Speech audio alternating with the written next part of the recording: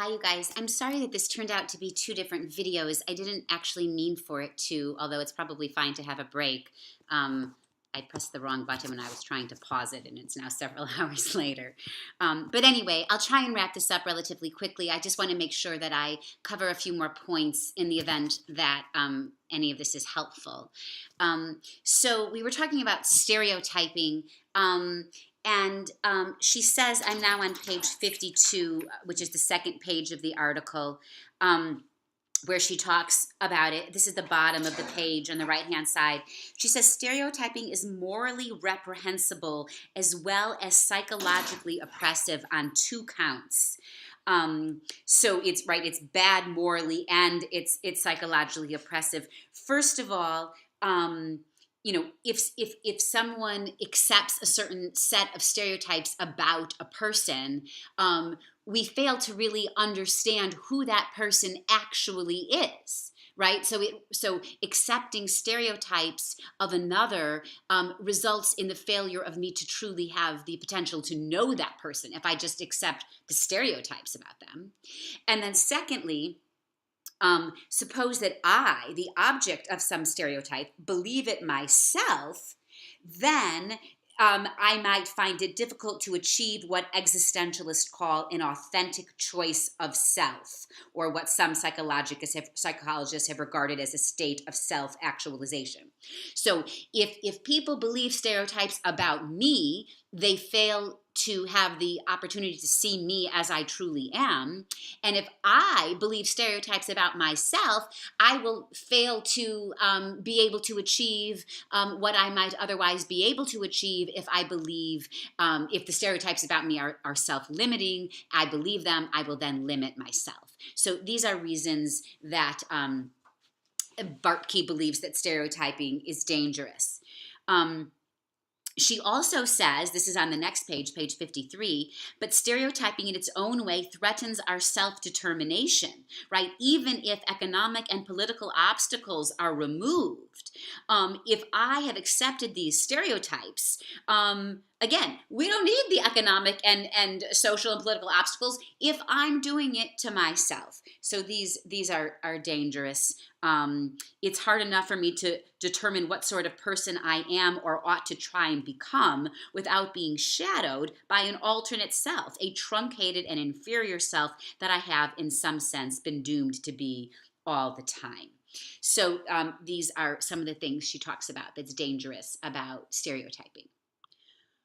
Furthermore, if the stereotypes were positive, if the stereotypes were, you are so strong, you are so capable, you can so totally do this, you can be anything you want to be, your emotions are helpful to you, right? If the stereotypes were helpful stereotypes, that would be one thing. But many of the stereotypes about women are negative, are limiting to our psyche, not empowering to them. There's really so much in this article. I love this article so much. I could talk with you guys about it for quite some time. There is one piece of the article that I definitely want to talk about with you that when I first read, I remember being very powerful. That's on page 55 when she talks about the way in which she talks about sexual objectification, and then she tells a story. I don't know if it's a true story, but she tells a story of one day when she was walking and happy, whatever, skipping blissfully down the path, carefree, and was whistled at or catcalled. And I would presume that almost every woman within the sound of my voice has had a similar experience at some point in their life. And what is really striking to me about this particular part of the article is the realization that that she's right, that if a man or men want to observe a woman walking down the street and look at her as a sexual object, they can do that anytime they want, right? They can watch you however they want. But it's not enough simply to watch. They need to let you know that they're watching, right? They could silently objectify you and you'd be oblivious and you could go about your business. They might even get a better show that way, because as soon as she finds out, it's like suddenly you cross your arms or you button your jacket or you pull down your skirt or whatever it is, because you weren't wanting to be looked at like that. They could just go right on and look at you and not say a word, but they need to let you know that they're doing it. That's crazy, right? So this is on 55. She says, right, she talks about Fine Spring Day. This is the left-hand side, the left column at the bottom. It's a fine spring day, blah, blah, blah, blah, bouncing down the street. Suddenly I hear men's voices, cat calls and whistles fill the air. I freeze, right?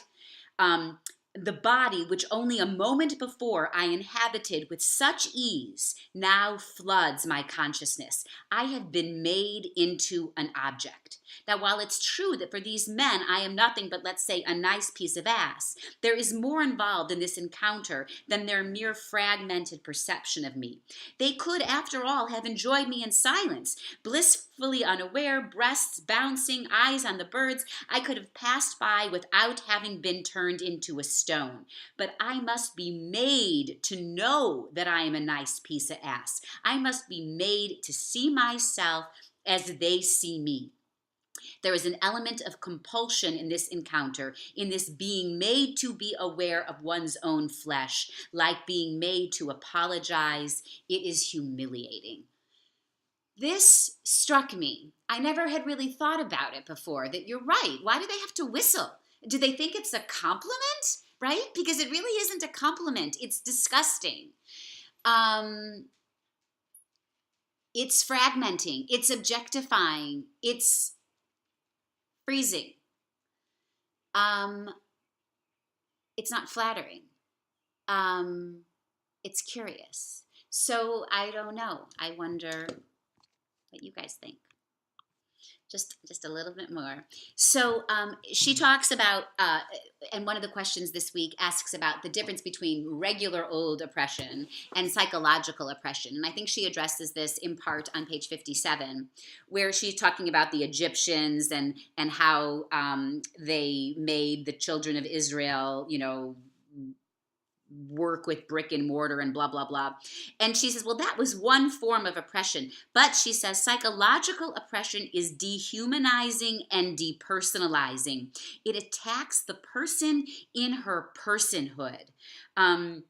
It is such that oppressors and oppressed alike come to doubt that the oppressed have the capacity to do the sorts of things that only persons can do, to do what persons in the fullest sense of the term can be, right?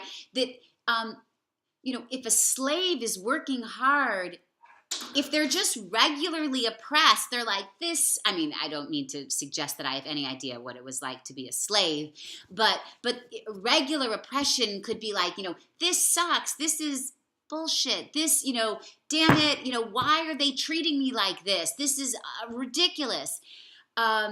You can revolt. You have the anger. You believe that you have more.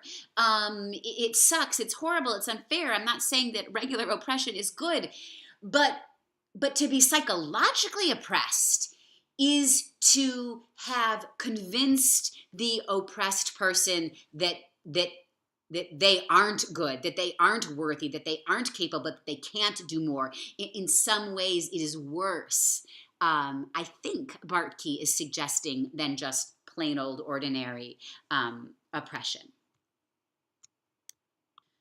Okay, final thought is on page 59, the last page of the article. In the middle, she says, to be a victim of alienation is to have a part of one's being stolen by another.